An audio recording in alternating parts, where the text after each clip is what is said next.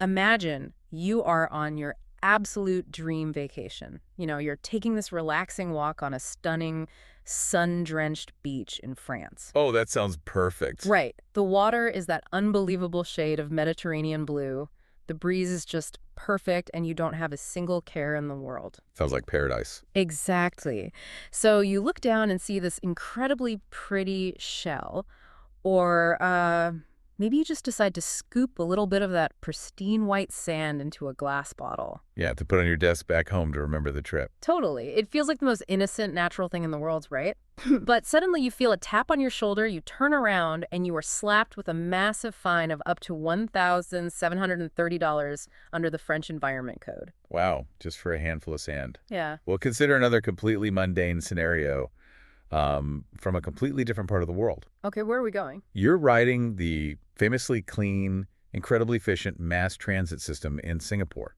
Oh, I've heard about this. Yeah, so you're happily chewing a piece of gum, staring out the window, planning your dinner reservation.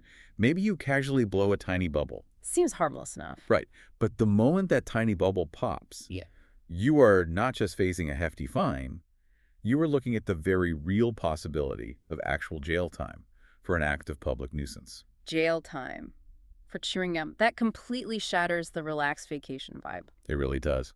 Well, welcome to our deep dive into the unseen tripwires of global travel. Today, we are looking at a stack of sources detailing 7 highly specific, easily broken international laws. And these are laws that travelers frequently violate out of pure, unadulterated ignorance. Exactly. I mean, nobody wants to spend their hard-earned vacation sitting in a foreign interrogation room explaining a handful of sand or, a piece of peppermint gum. Right. And I should say, the mission of this deep dive is certainly not to make you anxious about crossing borders or to discourage exploring the world. No, not at all. The goal is to give you a shortcut to being a well-informed, profoundly respectful traveler. Because the overarching reality of global travel is that customs, traditions, laws, and basic societal expectations differ wildly from one jurisdiction to another. Yeah, a completely harmless, ingrained daily habit in your hometown can unfold into a literal legal nightmare the moment you step off an international flight. Exactly. I'm the first person to admit that I hate information overload when I'm prepping for a trip. You can open a dozen travel blogs and instantly feel paralyzed by endless contradictory lists of do's and don'ts. Oh, absolutely. It's overwhelming. So to make sense of this without just reciting a dry legal textbook, we need to look at the underlying logic. It seems to me that a lot of these laws stem from the sheer overwhelming volume of people moving around the globe today. You're absolutely right. The physical toll of mass tourism is staggering. The physical footprint is immense, and it's actually the perfect place to start. Let's look at how major cities are being forced to manage the sheer physical weight of mass tourism. We can look directly at Italy for this, specifically Rome. Oh, Rome is the classic example of walking until you drop.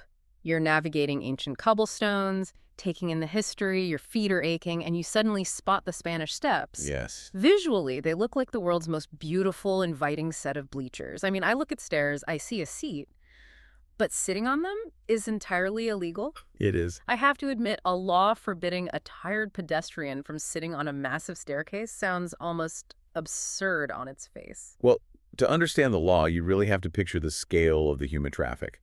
We are not talking about a dozen people taking a breather on a Tuesday afternoon. Right, it's Rome. Exactly. Up until 2019, the Spanish Steps were experiencing such an overwhelming volume of tourists resting, eating lunches, spilling drinks, and setting up tripods for photos that it created massive, impenetrable congestion. So you literally couldn't walk on them. Right. The steps ceased to function as a thoroughfare. They became an impassable human roadblock.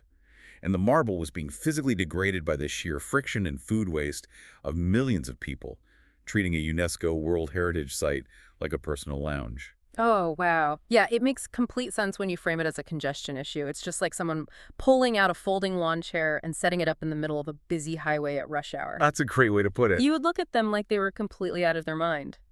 In Rome, by sitting down, you are instantly creating a major traffic jam on a historic pedestrian highway. But how do the authorities actually enforce this without arresting half the city? They utilize a highly coordinated warning system.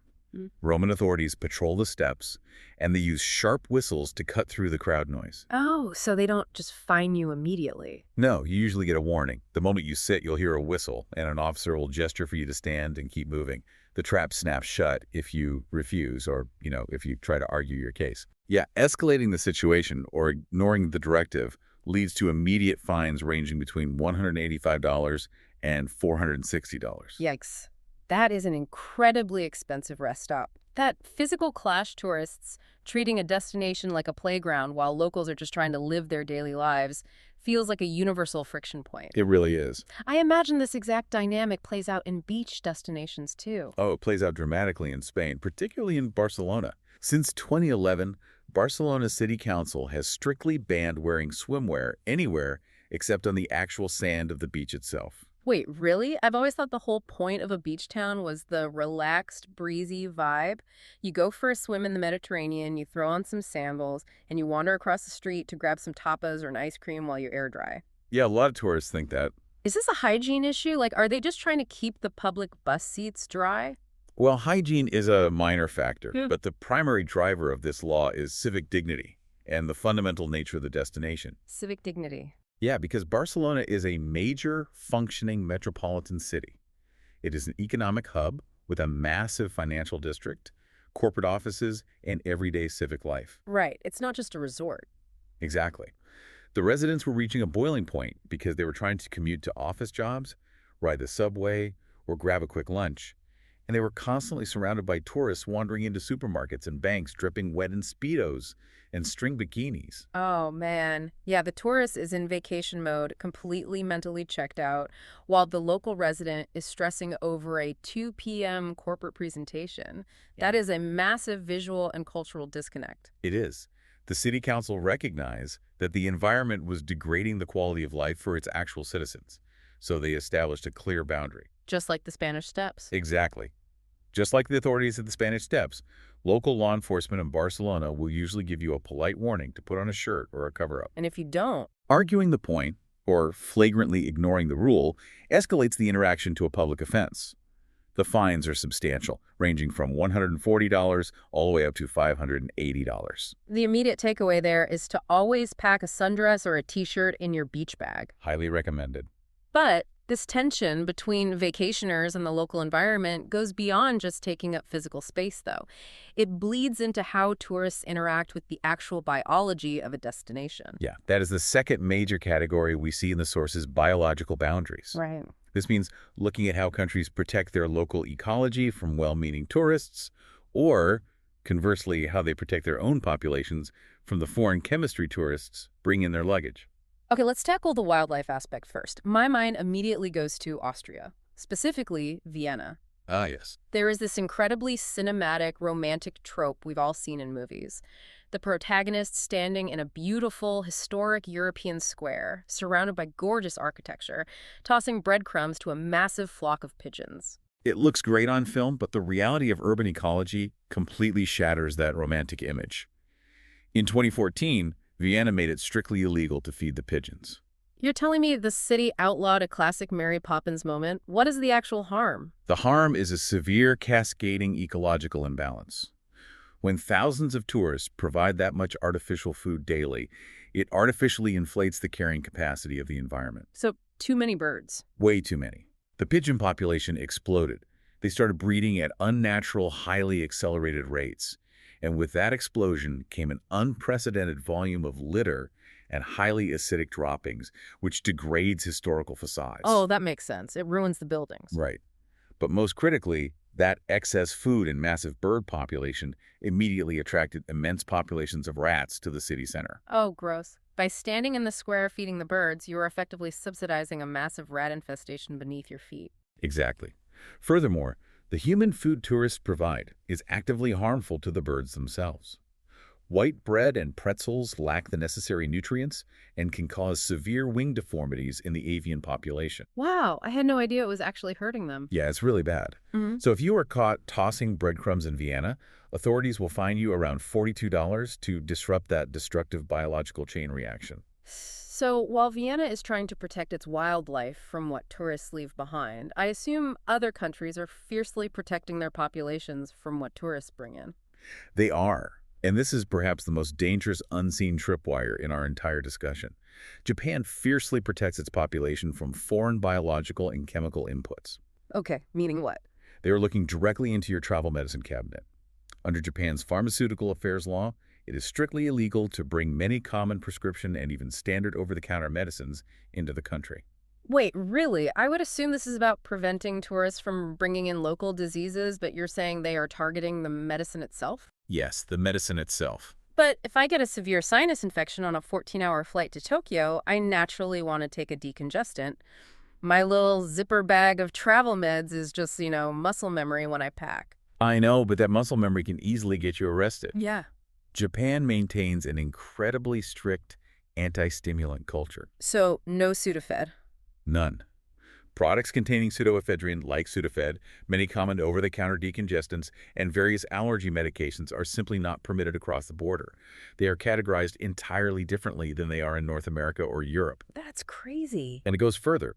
Japan bans certain prescriptions that are wildly common elsewhere, specifically many stimulant medications used to treat ADHD, as well as certain medications for depression. Okay, I want to push back on this because it seems logistically impossible. What if a traveler has an official stamped note from their primary care physician? Doesn't matter. I mean, a document clearly stating this specific medication is a medically necessary prescription for them to function daily. Surely customs officers recognize foreign medical documentation. The doctor's note from your home country means absolutely nothing at Japanese customs. That is stunning. There is no medical exception. None that a simple doctor's note can satisfy at the border.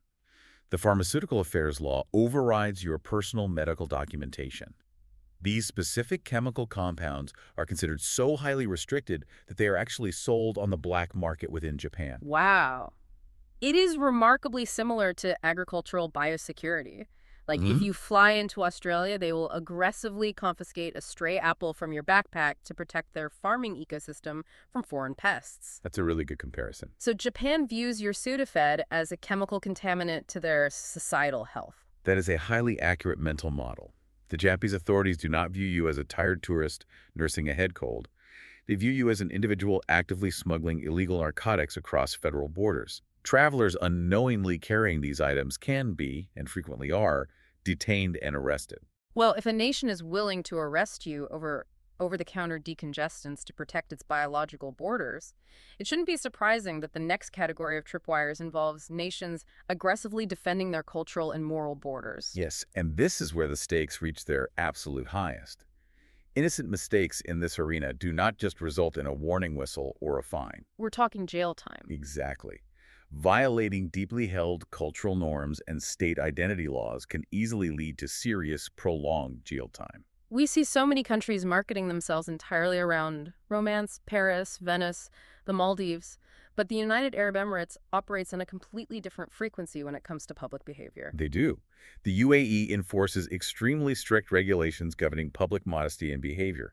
Article 411 of the country's penal code explicitly classifies public displays of affection as an indecent act. Where is the legal line drawn, though? What specifically qualifies an indecent act in the eyes of the authorities? Well, according to government guidelines and legal precedent, simply holding hands is generally tolerated, provided the couple is married. Okay, that makes sense. However, hugging, and particularly kissing in public, are strictly illegal under the penal code. To put this in perspective, if a couple is celebrating their honeymoon in Dubai, they take a beautiful photo in front of the Burj Khalifa and they share a quick kiss on the cheek to celebrate the moment. They are actively committing a crime. Violators face fines of up to $270 and, far more devastatingly, they face actual imprisonment. Just for a kiss on the cheek. Yes. To demonstrate how strictly this is enforced, we can look at a highly publicized case from 2010. Two British friends were meeting up in a public space in the UAE. Okay. They greeted each other with a standard, perfectly platonic kiss on the cheek, a greeting that happens millions of times a day across Europe. They were arrested, charged, and jailed for a month. Oh my goodness. Serving a month in a foreign prison over a platonic greeting is incredibly sobering. It forces the traveler to confront the reality that their personal cultural bubble does not travel with them. Exactly right. That idea of visual disruption, doing something that profoundly offends the local social order, brings us to clothing. But not in the way Barcelona cares about swimwear. We are talking about camouflage in the Caribbean. Right. In the American South and across many parts of the world, camouflage is ubiquitous. It's hunting gear, it's a casual fashion statement, it's integrated into streetwear. Sure, it's everywhere. But if you pack that same camouflage outfit for a trip to Jamaica, Barbados, or several other Caribbean nations, you are walking directly into a major legal trap. My initial hypothesis would be that tourists in bright pink camo tank tops stick out terribly, and maybe the local government is trying to prevent them from becoming obvious targets for pickpockets. It's a good guess, but the rationale has nothing to do with tourist safety or fashion sensibilities. It is entirely about state security and the visual monopoly of authority. Meaning what exactly? In these smaller island nations, the military and police forces utilize these distinct camouflage patterns for their official uniforms. When civilians, including tourists, wear similar attire, it creates dangerous visual confusion in public spaces. Oh, I see. It actively dilutes the visual authority of law enforcement. The state views wearing camo as akin to impersonating a police officer or a military official. Wow, when you explain the mechanism behind it, the logic is undeniable. You are essentially walking around a foreign country wearing an imitation of their police uniform. That's exactly how they see it. How severe is the penalty if you step off a cruise ship in Jamaica wearing a pair of cargo camo shorts? The authorities treat it as a serious security infraction. You can be hit with a staggering $2,000 fine. $2,000? Yes, and furthermore, law enforcement officers have the authority to force you to remove and surrender the offending clothing immediately, right on the spot. Having to hand over your pants to a foreign police officer while simultaneously absorbing a $2,000 fine is a spectacularly fast way to ruin a vacation. It certainly is. That feeling of inadvertently disrespecting local authority brings us to the ultimate tourist trap, and perhaps the most profound clash of values in our entire stack of sources, the souvenir. Right. Buying a souvenir is the definitive tourist tradition. You want a physical object to anchor the memories of the trip. Of course. But in Thailand, picking the wrong physical object can have devastating legal and personal consequences. Thai law tightly controls the export of its cultural and religious heritage. What are we talking about here? Specifically, it is highly illegal to take home certain religious antiques or any images of Buddha without explicitly obtaining complex, written government permission beforehand. Think about the last time you were traveling. You are wandering through a vibrant night market, having a great time, and you spot a beautifully carved wooden Buddha head or a really intricate poster or a piece of jewelry. Very common. Right, and to the tourist, that is just a neat piece of decor for their living room bookshelf. Does the law distinguish between an actual historical antique and a mass-produced item bought at a market stall? The law is designed to protect the image of Buddha itself, not just historical artifacts. If you purchase those items, pack them in your luggage, and attempt to leave the country, you are violating federal export laws. So even a cheap souvenir can get you in trouble. Absolutely. At the airport, customs authorities will likely confiscate the item immediately. You will be issued a massive fine, and depending on the specific item and the interpretation of the officers, there's a very real potential for imprisonment. The mechanism here is a massive philosophical mismatch. The tourist views the object as a cool knick-knack that proves they traveled. The host country views that exact same object as a sacred representation of the divine. Exactly. It's a core piece of their cultural identity that is being casually commodified and exported. And that philosophical clash is the crux of the issue. The law in Thailand ensures that the host country's spiritual values are the ones that are respected and enforced, regardless of the tourist's intent or ignorance. Synthesizing everything we have covered today, the most crucial takeaway for you, listening right now, is that common sense is a complete myth. Or rather, common sense is highly, highly localized. I completely agree. What constitutes polite, logical behavior in Barcelona is considered deeply offensive in Dubai. What is a harmless daily medication in London is a criminal offense in Tokyo. It really varies wildly. It does. Taking a few minutes to deeply research a destination's specific legal and cultural quirks before you pack your bags is not just about avoiding a devastating $2,000 fine for your camo shorts or avoiding a jail cell over a bottle of NyQuil. Right. It is the ultimate sign of respect for the people, the infrastructure, and the culture that are hosting you. Beautifully said. I want to leave you with a final thought today, something to mull over that builds on everything we have just explored. We have spent this entire deep dive looking at how strange, strict, or seemingly bizarre foreign laws can appear to us from the outside looking in. But I want you to flip the mirror for a moment. Think about your own hometown.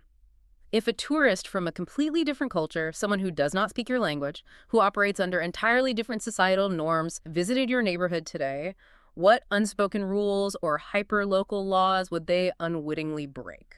It is a brilliant exercise in empathy. It forces you to ask how much of your own everyday common sense is actually just localized cultural conditioning. Exact. Conditioning that you blindly expect every visitor to inherently understand and obey. Think about it the next time you walk on a beach and instinctively reach down to scoop up a handful of sand or a pretty shell. Ask yourself, whose rules are you actually playing by?